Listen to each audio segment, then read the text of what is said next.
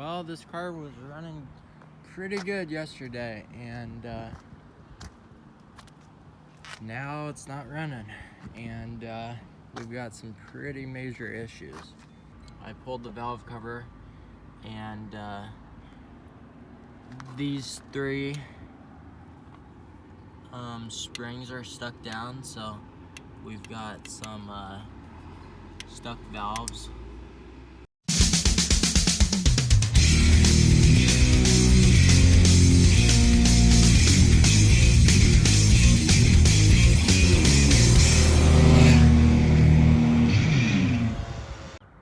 Hey guys, welcome back to another video. Today we are gonna get this head pulled off, see how it looks. I'm pretty sure there's some stuck valves, so that'll be interesting to see. We're gonna put a new head gasket on and a newer, better condition head, hopefully. So we got to get all these hoses disconnected, get the exhaust manifold unbolted, just a lot of little things out of the way. So I'm gonna first just start getting all this little stuff disconnected, pull the distributor, get all these wires and hoses out of our way, and then we'll start doing the hard work, which is making sure the engine's properly at top dead center and all that. So I'll show you guys how I do all that once I get to that point. Okay, first we're gonna drain this radiator. Where's the drain?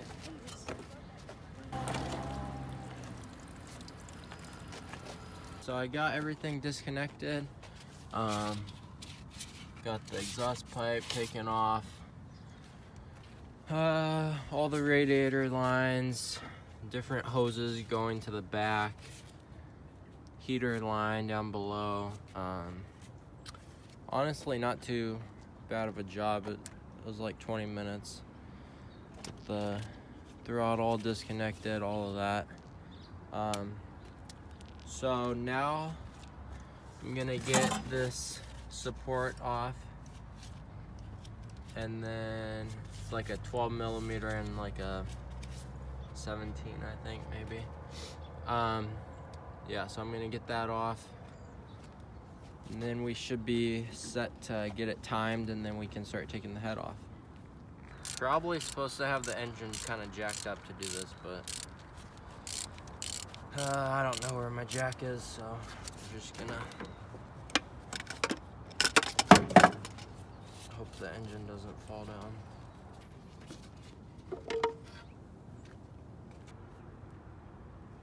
Wow. I did all that. Looks like those valves popped back up. Damn, that sucks. I just disconnected everything and now the valves. It's been like a couple of weeks since I noticed the valves got shut, and I put some mystery oil kind of all around the valves and stuff, and I think they might have popped back up. Well, that's pretty funny that those popped back up, but obviously they got stuck down for a reason, so we're just gonna go ahead and keep pulling this apart. Okay, so I'm just gonna rotate the engine over. There's a hole right there. It's not focusing, but right under the driver's front.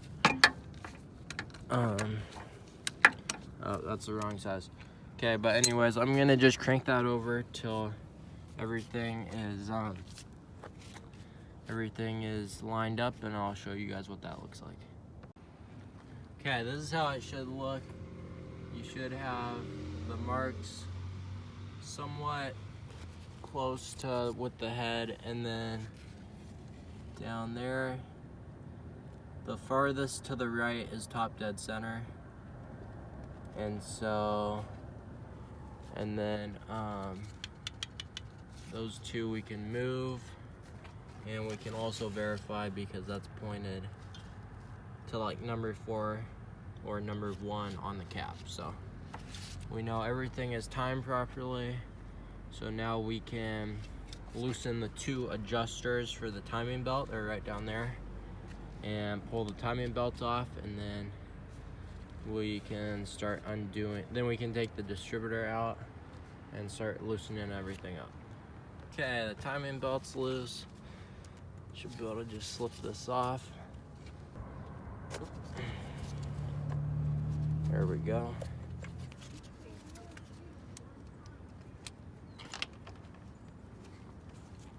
Get that out.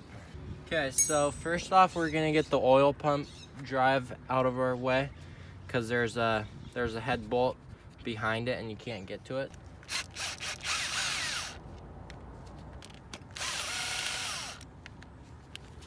Kind of wiggle it back and forth. It'll come up.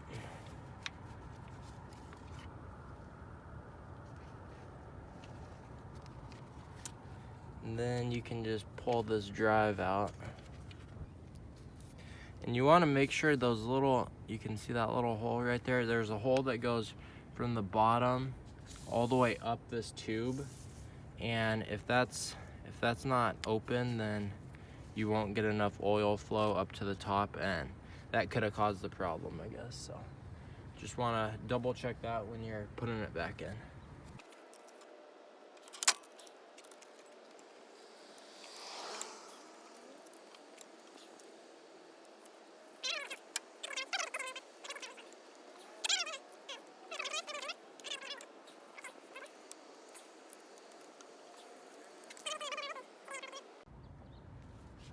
Yeah, let's try to get this one out. It doesn't even really want to come up.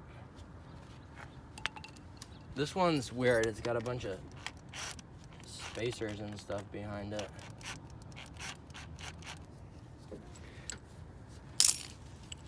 Don't think that came factory like that. I'm thinking that maybe they didn't have the right stud.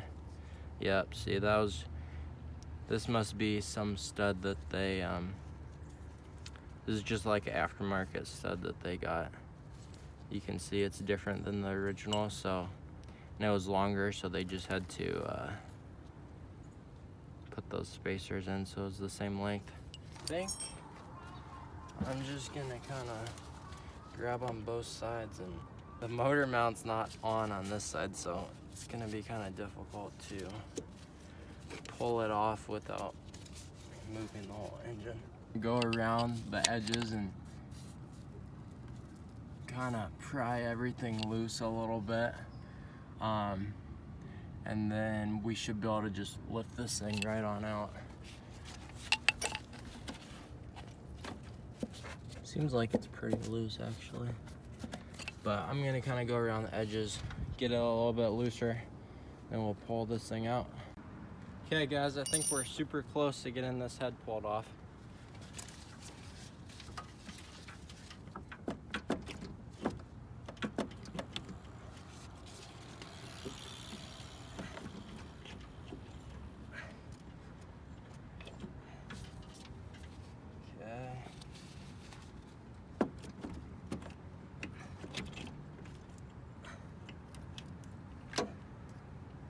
Ooh. Okay, let's check it out.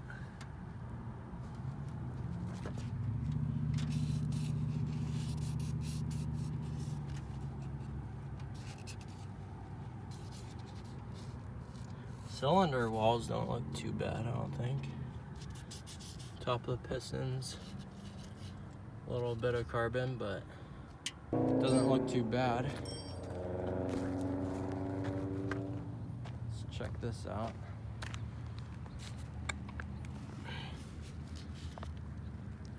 Oh yeah, look at those valves. Okay, so we're gonna get this head surface cleaned up. Got the vacuum and a razor blade, and I'm just gonna scrape it off. You want to make sure you don't cut into the head because it's aluminum, so it's super easy to dig into. So I'm just gonna get that cleaned up and use the vacuum so that we don't get any little bits of it down in these passages and stuff.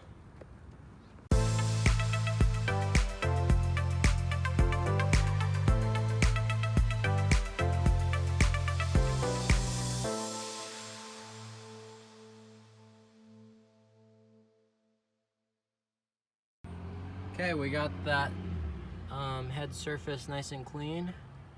So I think we're ready to go get our gasket and our head, and we will start bolting it back on.